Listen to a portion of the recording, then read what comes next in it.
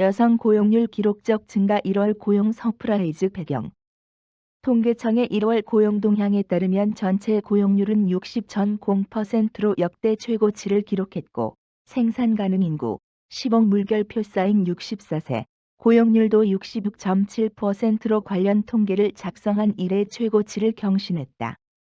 총 취업자 수도 지난해 같은 달에 비해 56만 8천 명 늘었으며 특히 청년 실업률, 시범 물결표 쌓인 29세, 은 지난해 1월보다 무려 1.2%포인트 하락하면서 그야말로 고용 서프라이즈를 나타냈다. 사실 올해 1월 고용 통계가 이렇게까지 좋아질 것으로 예측하기는 쉽지 않았다. 올해부터 15물결표 쌓인 64세의 생산 가능 인구가 다시 줄어들 것으로 예상되면서 고용시장의 취업자 수도 지난해에 비해 크게 늘어나기 어려울 것이라는 전망이 우세했기 때문이다. 물론 기저효과가 크게 작용하긴 했어도 1월 취업자 수가 57만여 명 증가한 것을 모두 기저효과로 설명하기엔 부족함이 있다. 더욱이 1월 생산 가능 인구는 전년 동월에 비해 4만 3천 명 감소했다. 생산 가능 인구가 감소했음에도 고용 대박이 일어난 이유는 무엇일까? 여기서 여성의 경제활동 참가율이 크게 늘고 있다는 사실에 주목할 필요가 있다. 우리나라의 여성 경제활동 참가율은 다른 나라에 비해 저조하다. OECD 회원국 36개국 중 한국의 여성 경제활동 참가율, 시범 물결표 쌓인 64세 기준, 은 69.3%로 30위에 해당하며 전체 OECD 평균인 72.4%에도 크게 못 미치는 수준이다. 통계청의 1월 고용 동향에 따르면 전체 15세 이상 인구 중 여성 50.8%, 이 남성 49.2% 보다 많지만 경제활동에 참가하는 경제활동 인구는 남성 57.1%, 이 여성 42.9% 보다 훨씬 많다. 반면 경제활동에 참가하지 않는 비경제활동 인구는 남성 36.0%에 비해 여성 64.0%이 압도적으로 많다. 이는 우리나라 고용시장에서 여성의 경제활동 참가가 남성에 비해 매우 저조함을 단적으로 보여준다. 그런데 작년과 비교해 보면 여성의 경제활동 참가율이 빠르게 개선되고 있는 것으로 나타났다. 여성의 경제활동 참가율은 지난해 1월 51.7%에서 올해 1월 52.9%로 높아졌고 반대로 전체 비경제활동 인구에서 여성이 차지하는 비중은 64.6%에서 64.0%로 0.6%포인트 하락했다. 더구나 남성과 비교해 볼 때 여성의 경제활동 증가는 두드러졌다. 올해 1월 남성의 비경제활동 인구는 5만 명 늘어났지만 여성은 무려 20만 1,000명이나 감소했다. 즉 남성 비경제활동 인구는 늘고 여성 비경제활동 인구는 줄어든 것이다. 특히 여성 고용률은 1월 기준으로 올해 50.6%로 뛰어올라 관련 통계를 작성한 1999년 이래 1월 기준으로는 처음으로 50%를 상회하면서 역대 최고치를 기록했다. 연령대별로 나누어 보면 60번지세 이상과 30대 여성의 고용 개선이 두드러졌다. 60세 이상 여성 고용률은 지난해 1월 26.1%에서 올해 29.8%로 무려 3.7%포인트나 상승했고 30대 여성의 고용률은 60.5%에서 62.6%로 2.1%포인트 올랐다. 이는 그동안 비경제활동 영역에 있었던 고령 여성이나 30대 결혼 이후 경력이 단절되거나 직장을 포기했던 여성들이 정부의 공공일자리 사업이나 일가정 양립을 위한 지원책들이 강화되면서 이전보다 고용시장에 더 많이 참여하고 있고 그에 따라 여성 취업자 수가 늘어났기 때문이라고 볼 수 있다. 또한 40대 남성의 고용률이 지난해보다 크게 하락한 반면 40대 여성의 고용률은 지난해보다 상승했다는 점도 주목할 만하다. 실제로 40대 여성 고용률은 지난해 1월 64.7%에서 올해 1월 65.1%로 0.4%포인트 상승했다. 전체 고용시장에서 나타나는 40대 고용 부진 현상이 여성에게는 해당되지 않는다는 것을 알 수 있다. 이는 제조업이나 건설업 등 40대 남성의 고용이 집중된 분야에서 산업 구조 조정과 건설 경기 침체 등으로 남성 고용이 부진한 반면 보건 및 사회복지 서비스업이나 숙박 및 음식점 등 여성 취업 수요가 많은 분야에서 여성 고용이 상대적으로 늘어난 것으로 해석할 수 있다. 저출산 고령화 시대에는 더 많은 여성들의 경제활동 참가와 고용이 수반된다는 의미도 된다. 이 기사는 빠르고 깊이 있는 분석 정보를 전하는 VIP 머니투데이 bip.md.co.kr의 2020년 2월 16일 19시에 게재된 기사입니다. 단독 사각지대 외국인 찾는다 숙박신고제 도입 추진. 정부가 외국인의 숙박신고제 도입을 추진한다. 숙박신고제는 외국인이 국내 숙박시설을 이용할 때 여권 등 개인정보 기입을 의무화하고 숙박업소가 관련 정보를 정부에 전송하는 제도다. 이를 얻으면 과태료를 부과한다.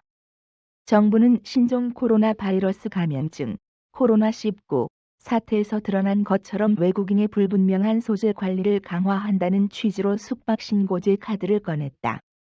16일 법무부와 국회 등에 따르면 정부는 외국인의 출입국 관리 강화 방안을 조만간 확정한다. 법무부가 유력하게 검토하고 있는 정책이 외국인의 숙박신고제 도입이다. 숙박신고제가 도입되면 외국인은 숙박시설을 이용할 때 여권 정보를 제공해야 한다. 숙박업소는 이를 정보통신망을 활용해 법무부에 전송한다. 불응할 경우 외국인과 해당 숙박업소에 최대 50만 원의 과태료를 부과한다. 법무부는 세부적인 적용 방식을 논의 중이다. 신고 기간과 방식 등을 확정한 후 빠르면 이번 주 중으로 구체적인 정책 방향을 확정한다. 국회 차원의 출입국 관리법 개정안 논의도 이어질 전망이다.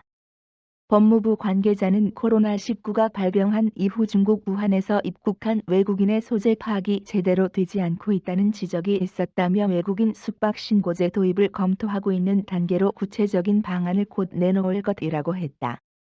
서울시가 지난달 13일부터 25일까지 중국 우한에서 입국한 외국인 205명을 전수조사한 결과에 따르면 지난 2일 기준 65명의 소재가 정확하게 확인되지 않았다. 이후 추가적으로 소재가 확인됐지만 구멍이 드러났다. 숙박신고제를 도입할 경우 외국인의 거처를 정확하게 파악할 수 있다는 장점이 있다. 중국과 러시아 등도 숙박등기제, 거주등록제라는 이름으로 비슷한 제도를 운영 중이다. 하지만 1년 내내 모든 외국인을 대상으로 숙박신고제를 적용하는 것이 물리적으로 쉽지 않다는 분석도 있다. 지난해 한국에 입국한 외국인 방문객만 1,750만 2,623명이다. 전년 1,534만 6,879명, 보다 14% 늘어난 수치다. 이 중 중국인이 602만 4,200명으로 34.42%를 차지한다. 이어 일본인 18.69%, 대만인 7.20%, 미국인 5.97%. 순이다. 외국인들의 반발을 무시할 수 없어 특정 시기에만 숙박신고제를 도입하는 방안도 거론되고 있다. 법무부 관계자는 다양한 여론을 수렴해 최종 방안을 정리할 예정이라고 말했다. 두 차전지주 잘 나가는데 재활용도 돈 될까? 글로벌 전기차 시장이 커지면서 전기차 핵심 부품인 두 차전지 관련 기업들이 각광을 받고 있다. 그러자 두 차전지 리사이클링, 재활용, 산업에서 기회를 엿보는 기업들도 늘어나고 있다. 두 차전지 배터리는 폐기 시 안전성 및 친환경적 처리가 요구되는 만큼 점차 전문적 기술을 갖춘 기업들이 시장의 주목을 받게 될 것이라는 분석이 나온다. 17일 오전 코스닥 시장에서 영화테크 12,800원 151.2%는 전 거래일보다 350원 2.77% 오른 13,000원에 거래되고 있다. 영화테크는 전 거래일인 지난 14일에는 상한가를 기록했다. 전남 나주시가 배터리 리사이클링 센터 건립을 위해 부지를 매입했다는 소식이 전해지며 주가가 급등했다. 영화테크는 배터리 리사이클링과 관련한 국책 사업의 주관 사업자다. 특히 에코프로비엠 87,100원 1,400-1.6%이 가장 앞서 나가고 있다는 평가도 나온다. 이미 두 차전지 양극재 생산으로 주목을 받고 있는 에코프로비엠은 중국 GM과 합자회사를 만들고 조만간 포항에 배터리 리사이클링 공장을 지을 계획이다. GM은 해당 분야 세계 최고 기술력을 가진 것으로 인정받는다. 양사는 지난해 10월 이 같은 협약을 맺고 내년부터 공장 가동을 목표로 사업을 시작했다. 에코프로비엠 주가는 지난해 10월 49,950원에서 전날 88,500원까지 77% 넘게 올랐다. 이와 관련 이원주 대신증권연구원은 국내 전기차 밸류체인 상장사 중 유일하게 폐배터리 재활용 산업에 관심이 있다며 중장기적으로 관심을 가져야 할 업체라고 강조했다. 배터리 리사이클링 산업은 정부에서도 큰 관심을 두고 있는 분야다. 지난해 7월 경북 포항에 차세대 배터리 리사이클링을 위한 규제자유특구가 지정됐다. 특구로 지정된 포항 영일만 산업단지에 다양한 배터리 관련 기업이 입주할 예정이다.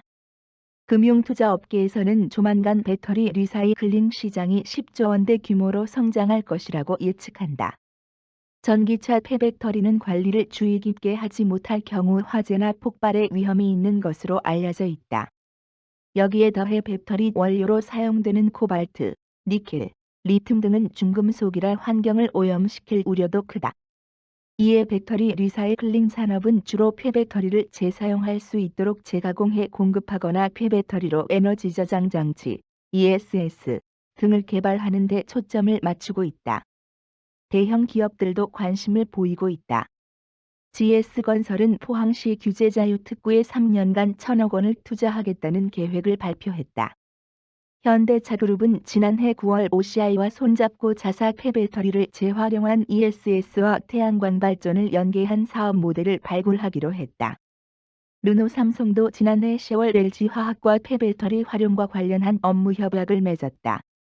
한편 증권업계 전문가들은 입을 모아 향후 배터리 리사이클링 시장이 확대될 가능성이 크다고 강조했다. 한 증권사 연구원은 전기차를 비롯한 친환경 자동차 수요가 크게 늘어날 것이 확실시됨에 따라 폐배터리 물량도 급격히 늘어날 것으로 기대된다며 후방 산업으로서 재활용 산업의 기회가 분명히 커질 것이라고 말했다. 안5년 세비안저위와 국회 개혁 공약 공개. 더불어민주당이 일하는 국회를 위한 국회 개혁 방안을 총선 공약으로 내놨다. 불출석한 의원에 대해 세비를 삭감하고 출석 정지 등 징계하는 내용이 핵심이다. 국민의 입법 권한을 강화하기 위한 국민입법 청구법 제정과 의원 윤리 의무를 높이기 위한 국민소환제도 추진한다. 민주당 정책위는 17일 오전 국회 본청에서 민생을 살리는 국회이라는 국회 공약을 발표했다. 우선 불출석 의원 페널티 제도다. 정당한 사유 없이 불출석한 국회의원에 대해 단계적 세비 삭감 등 제재 방안을 도입한다. 구체적으로 10에서 20% 불출석 대시 세비 10% 삭감 20에서 30% 불출석 대시 세비 20% 삭감 30에서 40% 불출석 대시 세비 30% 삭감 불출석 일수 증가 시 추가 삭감 등이다. 공무상 출장 질병 등 사유서를 사전 제출하거나 정당 대표, 국무위원 겸직 등 경우는 예외다. 출석 정지 등 징계 규정도 신설한다. 10% 불출석 대시 30일 이상 출석 정지 20% 불출석 대시 60일 이상 출석 정지 30% 불출석 대시 90일 이상 출석 정지에서 제명까지 가능하다는 등의 내용이다. 법제사법위원회의 체계자구 심사권도 폐지한다. 각 상임위에서 법안을 의결하기 전에 국회 사무처 법제실이나 국회의장이 지정한 기구가 체계자구 심사 결과를 보고받도록 해 신속한 법안 처리를 유도한다는 계획이다. 임시회 개회 및 상임위 운영도 의무화한다.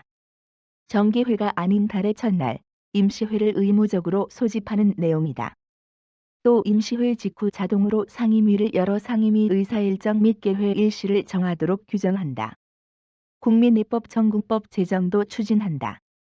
만 18세 이상의 국민들이 국회 정보 시스템을 통해 국회에 국민입법 청구 법률안을 청구하도록 개선하는 내용이다. 법률안 청구 후 3개월 내 30만 명 이상의 온라인 지지 서명이 뒤따르면 해당 상임위는 발의된 법안 내용을 자동 심사해야 한다. 국민소환제 도입도 추진한다. 의원이 헌법 46조에 규정된 의무를 위반하면 의원직을 파면하도록 하는 제도다. 헌법 46조에 따르면 국회의원은 청렴의 의무가 있고 국가의 이익을 우선해 양심에 따라 직무를 행한다. 또 그 지위를 남용해 국가 공공단체 또는 기업체와 계약이나 처분에 의해 재산상의 권리 이익 직위를 취득하거나 알선할 수 없다. 국회 윤리특별위원회, 윤리위 기능도 강화한다. 의원 자격 심사나 징계 안건은 회부된 날부터 60일 이내 심사를 종료하도록 하고 윤리위에 국민 배심원단을 신설해 심사 결과를 권고한다. 민주당 정책위는 야당의 지속적인 국정 운영 발목 잡기와 상습적 국회 보이콧 등으로 인해 20대 국회는 역대 최악의 입법 실적을 기록한다며 적극적인 법 개선을 통해 밥값 제대로 하는 국회, 국민에게 믿음과 신뢰를 드리는 국회를 실현하겠다고 밝혔다. 청신동호 작은 승리를 큰 승리로 착각하면 파국 시작. 작은 승리를 큰 승리로 착각한 자들에 의해 파국이 시작됩니다. 신동호 청와대 연설비서관이 16일 파국을 걱정하며라는 페이스북 글에서 진보의 미덕은 한 번 세운 뜻과 함께 사라지는 것이라고 말했다. 작은 승리를 큰 승리로 착각해선 안 된다는 뜻도 담았다. 신 비서관은 지난 16일 두 사람이 문답을 주고받는 형태의 글을 올렸다. 그는 파국을 걱정하며라는 제목에 대해 파울 클레와 발터 베냐민에 대하 새로운